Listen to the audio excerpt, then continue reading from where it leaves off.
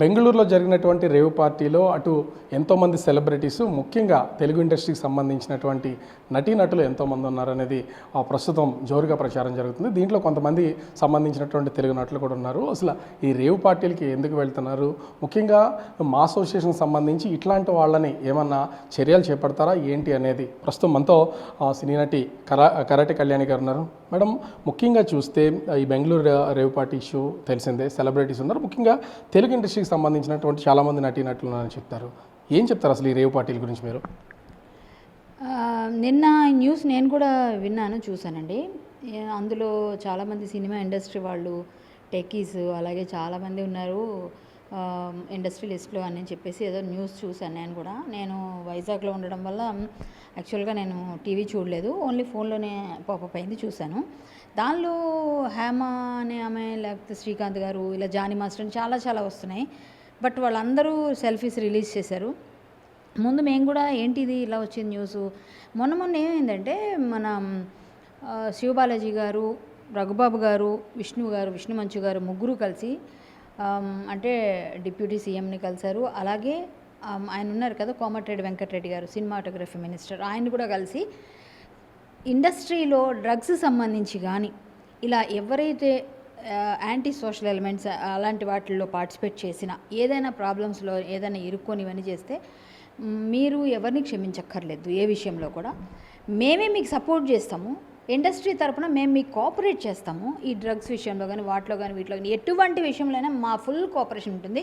మేము మీకు ఇలాంటివి చేయకూడదని మేము ప్రచారాలు కూడా చేస్తాము అన్నది వాళ్ళు ఒక వినతిపత్రం ఇచ్చి వాళ్ళని కలిసి మొత్తం వాళ్ళకి చెప్పి వచ్చారనమాట.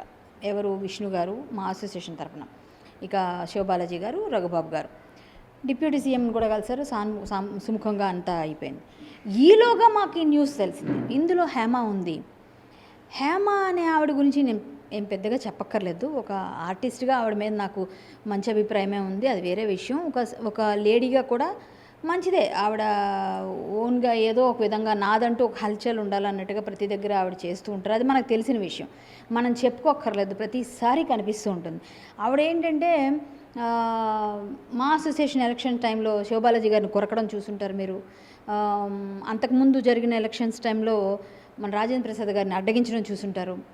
మొన్న అదే శివబాలాజీ గారిని కొరకముందు మా మీద పోలీస్ కంప్లైంట్ ఇచ్చారు. ఎప్పుడు నరేష్ గారి టైంలో నా మీద, నరేష్ గారి మీద కూడా కంప్లైంట్ ఇచ్చింది ఆమె వెళ్ళి.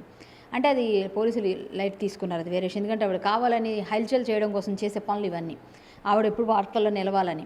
సో నా మీద ఎందుకు కంప్లైంట్ ఇచ్చిందంటే నేను ఓటు వేయొద్దని ఆవిడ పర్సనల్గా అందరికీ వాట్సాప్ గ్రూప్స్లో చెప్పింది. ఏంటి, కరాటే కళ్యాణ్ ఓటు వేయకండి మీరు ఎవరు కూడా అని చెప్పేసి.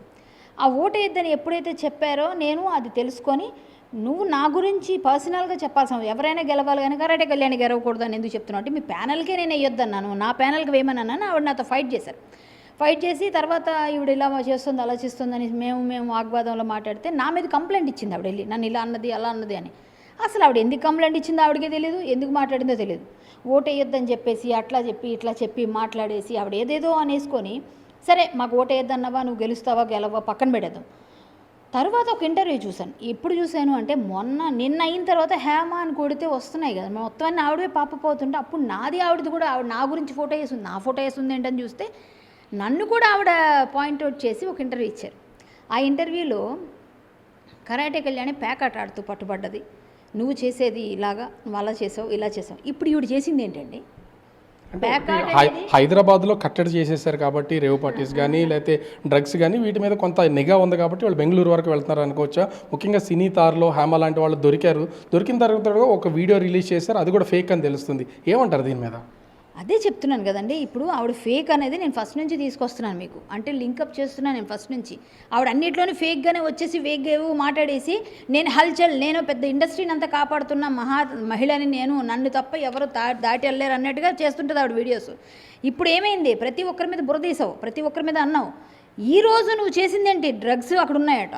ప్లస్ రేవ్ పార్టీ అంటేనే చాలా వరస్ట్ అంతా ఉంటారు, గ్యాంగ్ అంతా ఏంటంటే తాగి తిరిగి ఊగి ఇంకేమీ చేస్తారో కూడా చెప్పుకోలేనంత ఉంటుంది అక్కడ. సరే రేవ్ పార్టీ సరదాగా బర్త్డే పార్టీస్ అన్నీ అలవాటు, పబ్ కల్చర్స్ అంటే బెంగళూరు ఇక్కడ కట్టడి చేశారు.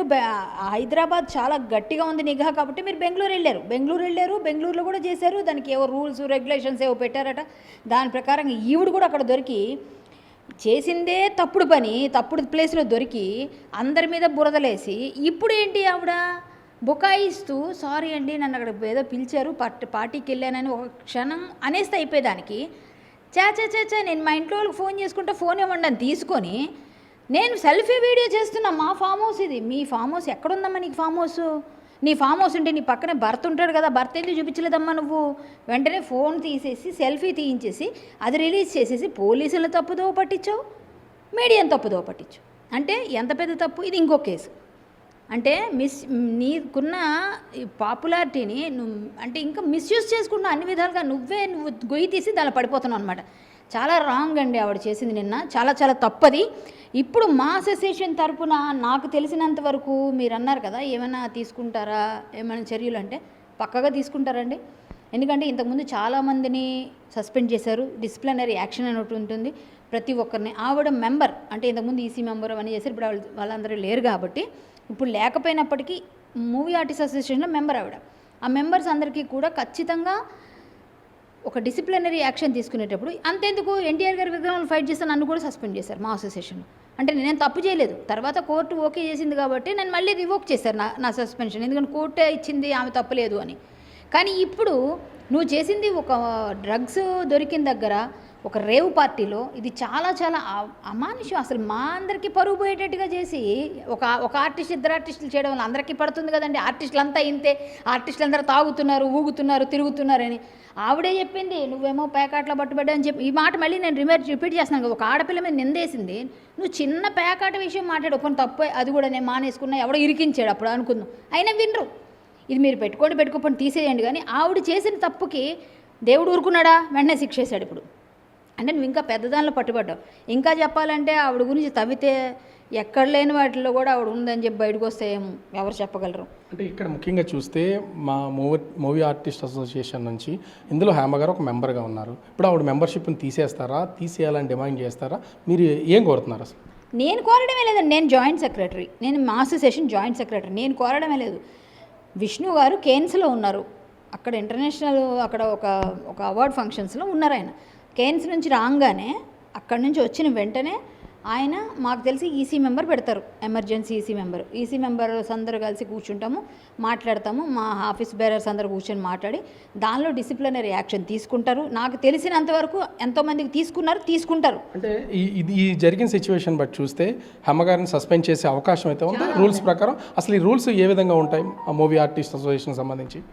200% చేస్తారండి. ఎందుకంటే ఇలాంటి పెద్ద వాటిల్లో ఉన్న వాళ్ళని అంటే తీవ్రవాదులు, ఉగ్రవాదులు, ఇలాంటి పనులు చేసే వాళ్ళందరూ ఉంటారు. ఇదంతా అదే కోవకు చెందినట్టుగా అవుతుంది. ఎందుకంటే వీళ్ళు డ్రగ్స్ అనగానే మనం అదే తీసుకుంటాం.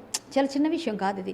అంటే బాంబులు వేస్తేనే తీవ్రవాదులు ఉగ్రవాదులు కాదు, కొంచెం వేరే విషయాల్లో కూడా మనం తీసుకునే కంటెంట్ దాన్ని బట్టి దాని పరిస్థితి మారిపోతుంది. ఇది ఉగ్రవాదులతో సంబంధం లేకపోయినప్పటికీ అలాంటి దగ్గర ఎక్కువ మంది పట్టుబడుతుంటారు కాబట్టి వాళ్ళకని వీళ్ళు డేంజర్ అని మాట్లాడే వాళ్ళు ఉంటారు.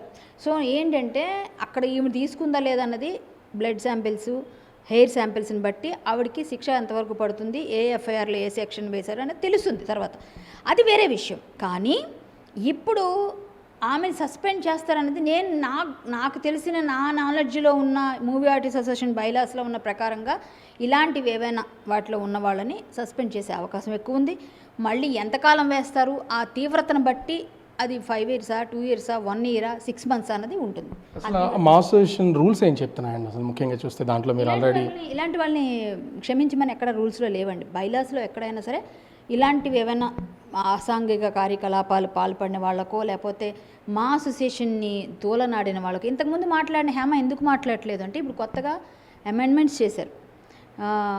అసోసియేషన్లో ఎవరు కూడా తల్లి లాంటి మాని స్టేజ్ల మీదకి ఎక్కి టీవీల ముందుకెళ్ళి మా గురించి తప్పుగా మాట్లాడకూడదు. మీరు ఏం మాట్లాడినా కట్టుబడి మాట్లాడాలి తప్ప అనవసరంగా వాళ్ళ మీద నిందలేయడం, ప్రెసిడెంట్ మీదో ఆఫీస్ బేరర్స్ మీదో ఇంకొకరి మీద. ఇంతకుముందు మాట్లాడిన వాళ్ళు ఎవరు ఇప్పుడు ఎందుకు మాట్లాడలేదంటే ఈ రూల్స్ అమెండ్మెంట్స్ చేయడం వల్ల. ఇప్పుడు ఉన్న దాని ప్రకారంగా ఇలాంటి చేసిన వాళ్ళకి ఎవరికైనా శిక్ష పడుతుంది, శిక్ష అర్హులాలే ఈమె. కాబట్టి ఖచ్చితంగా విష్ణు గారు రావడమే లేటు, ఈ నెలాఖరికి వచ్చేస్తారు. రాగానే మీటింగ్ అవుతుంది. మీటింగ్ అయిన తర్వాత ఆవిడకి ఏం జరిగింది, ఆవిడ ఏం చేసింది, ఆవిడ ఆ బ్లడ్ శాంపిల్స్లోనూ హెయిర్ శాంపిల్స్లోనూ దొరుకుతుంది కాబట్టి దాన్ని బట్టి ఒకవేళ ఆవిడ తీసుకోపోయినా ఏదో ఎఫ్ఐఆర్ ఉంటుంది కదా, దాన్ని బట్టి ఇట్లాంటి వాటికి వెళ్ళినందుకు పార్టీ కానీ పెడతారు. ఒకవేళ ఈవిడ కానీ దానిలో బాధ్యురాలే చాలా విధంగా ఉంటే మేబీ మెంబర్షిప్ రివోక్ చేసే ఛాన్సెస్ కూడా ఉండకపోవచ్చు. అట్లాంటి పరిస్థితి కూడా లేకుండా మొత్తానికి టోటల్గా ఉండి ఏమో నా నాలెడ్జ్ నేను ఎలా చెప్పగలను, అది నేనేమీ తీసుకోలేను. నేను కాదు కదా డెసిషన్ తీసుకుని, నా ఊహకు నేను మీరు అడిగారు కాబట్టి చెప్తున్నాను.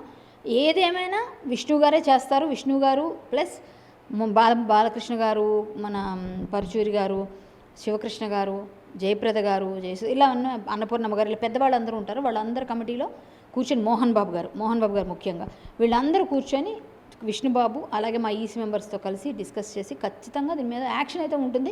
హేమ గారు అయితే మాత్రం ఇందులో శిక్షార్హురాలు. ఇక ముందైనా చేసిన తప్పుని మీడియాని పోలీసుల్ని తప్పుదో పట్టించకుండా నేనే పెద్ద మొత్తం ఏదైనా ఇండస్ట్రీకి అని చెప్పి ఓవర్ యాక్షన్ చేయకుండా పిచ్చి పిచ్చి పనులు చేయకుండా అందరి మీద బురదలేసేసి వీళ్ళది వాళ్ళు ఇది అని చెప్పి నోరు ఉంది కదా ఇష్టం చూడండి పాడేసుకుంటే పెద్ద నోరులు ఉన్నారు. మాలాంటి వాళ్ళు ఇంకా ఉన్నారు. అనవసరంగా ఎవరిని ఒక మాట అనకమ్మా, ఒక మాట అంటే మనకు కూడా తిరిగి తగులుతుందని తెలుసుకో. కర్మ రిటర్న్స్ అంటారు ఇదే. ఎవరినైనా ఒక నింద వేసేటప్పుడు అది మళ్ళీ వెనక్కి తిరిగి వచ్చేస్తుంది మనకి, బౌన్స్ బ్యాక్. కాబట్టి నువ్వు చాలా పెద్ద కేసులు ఇరుక్కున్నావు, అది నీకు తెలుస్తలేదు. ఇక ముందైనా సరే ఎవరి మీద ఎవరెవరి మీద అయితే నువ్వు మాట్లాడావో, ఎవరెవరి మీద ఏమైతే అన్నావో, ఈరోజు అందరి తాలూకా ఏమంటారు మనసు బాధ ఉంటుంది, మానసిక క్షోభ. కొంచెం మనసు బాధ పెడితే ఖచ్చితంగా అవతల వాళ్ళు తగులుతుందంటారు కదా, అదే ఇప్పుడు తగిలిందంట. నేను అలాంటి పార్టీకి నువ్వు వెళ్ళడమే పెద్ద తప్పు. అంత డ్రగ్స్ తీసుకునే దగ్గరికి వెళ్ళి నువ్వు తీసుకోపోయినా తాటి చెట్టు కింద కూర్చొని పాలు తాగుతున్నానన్నా కూడా కళ్ళే తాగేవంటారు. కాబట్టి పరిస్థితి అలా వచ్చింది. ఎవరిని అనుకో, ఒక ఆడపిల్లగా నేను బాధపడుతున్నాను, నీ పరిస్థితికి జాలి పడుతున్నాను, చాలా ఫీల్ అవుతున్నాను. ఒక చెల్లి అంటావు కదా, అక్కగా నిజంగా నువ్వు బాధలో ఉన్నావని నేను మెసేజ్ కూడా పెట్టాను, ఎలా ఉంది అక్క ఏంటి పరిస్థితి అని. నువ్వు బాగుండాలి, సేఫ్గా మంచి రిజల్ట్ రావాలని కోరుకున్నాను. బట్ నువ్వు చేసినవి అయితే అందరికీ బాధ అనిపించింది. కాబట్టి ఇలాంటి వాటిలో వెళ్ళి ఇరుక్కోవడం కరెక్ట్ కాదు. ఇప్పటికైనా కొంచెం నోరు అదుపులో పెట్టుకుంటే బాగుంటుంది. ఇంకోటి ఏంటంటే ఇవాళ ఇందాక ఏదో బిర్యానీ వండుతున్నట్టుగా ఏదో పాత పోస్టో కొత్త పోస్టో కానీ, ఒకవేళ కానీ పాత పోస్ట్ అనుకోండి, ఆ బిర్యానీ ఎలా ఉన్నట్టు డైవర్ట్ చేయడానికి పెట్టారు బయట అంటున్నారు పాత పోస్ట్ అని. ఒకవేళ కొత్త పోస్టే కానీ అదైతే మీకు ఎంత బాధ్యత లేదో బాధ్యత రాహిత్యం కనిపిస్తుంది అక్కడ. ఇంత పెయిన్లో ఉండి ఇలాంటి పెద్ద కేసులో ఉండి నవ్వుకుంటే నేను బిర్యానీ వండుకుంటున్నాను, ఇంట్లోనే ఉన్నాను, మళ్ళీ ఇంకో డైవర్ట్ చేయడం నచ్చలేదక్క నువ్వు చేసిన పని అయితే. ఇక్కడ ముఖ్యంగా చూస్తే మూవీ ఆర్టిస్ట్ అసోసియేషన్కి సంబంధించి ఆల్రెడీ ఈసీ మెంబర్గా ఉన్నారు. మిగిలిన వాళ్ళు ఎవరన్నా అంటే ఇప్పుడు హేమ గారి పేరు అయితే వినిపిస్తుంది, చాలామంది టాలీవుడ్కి సంబంధించినటువంటి నటీనటులు ఉన్నారని, వాళ్ళ పేర్లు ఏమన్నా ఇతర పేర్లు ఏమైనా బయటపడ్డా మీకు తెలిసి? లేదండి, నాకైతే ఎవరికి అనిపించలేదు. శ్రీకాంత్ గారు ఇంట్లోనే ఉన్నారని ఆయన చేశారు, జానీ మాస్టర్ కూడా చేశారు, ఈవిడ ఫేక్ అని బయటకు వచ్చింది క్లియర్గా. ఎందుకంటే ఈవిడ డ్రెస్ ఈ డ్రెస్ ఒకటి నేను కూడా నమ్మలేదు ఫస్ట్. ఈవిడ కూడా పాపం ముందేమోలే బయట వచ్చేసి హైదరాబాద్లో ఉంటే ఏముంది మా అమ్మ మేము కానీ అదిగో పులి అంటే ఇదిగో తోక అంటారు, సరే ఆవిడ ఉందో లేదో వచ్చేసిందేమో ఫేక్ అనుకున్నాం. ఎప్పుడైతే ఈవిడ మిస్లీడ్ చేసిందో అందరినీ, బయటికి ఎప్పుడైతే సేమ్ వాళ్ళ ఫొటోస్ రిలీజ్ చేశారు పోలీసు వాళ్ళు, సేమ్ డ్రెస్లోనే ఉండరు కదా అంత తొందరగా ఎలాగవుతుందండి. అప్పుడు ఒక అరగంటలోనే ఆవిడ వచ్చేస్తుంది హైదరాబాద్.